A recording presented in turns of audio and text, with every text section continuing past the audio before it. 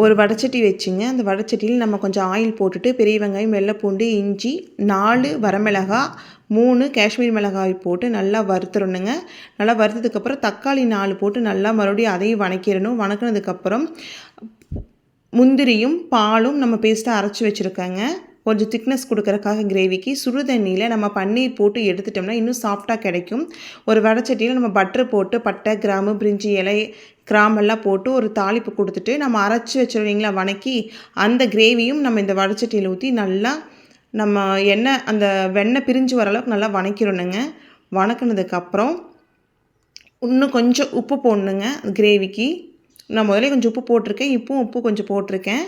போட்டுட்டு கொஞ்சம் நம்ம அரைச்சி வச்சு இல்லைங்களா அந்த முந்திரியும் பாலும் அந்த பேஸ்ட்டு போட்டுட்டு கொஞ்சம் அந்த இனிப்பு டேஸ்ட்டுக்காக ஹோட்டல் டேஸ்ட்டுக்காக சுகர் கொஞ்சம் 1/4 டீஸ்பூன் போட்டிருக்கேங்க. போட்டுட்டு பன்னீர் நம்ம சுடுதண்ணியில் போட்டு சாஃப்டாக வச்சுருக்கோம் இல்லைங்களா, அதுவும் நம்ம இந்த கிரேவியில் ஆட் பண்ணிவிட்டு கடைசியாக பட்டரை போட்டு இறக்குனா கிரேவி ரெடி. பன்னீர் பட்டர் மசாலா கிரேவி ரெடி.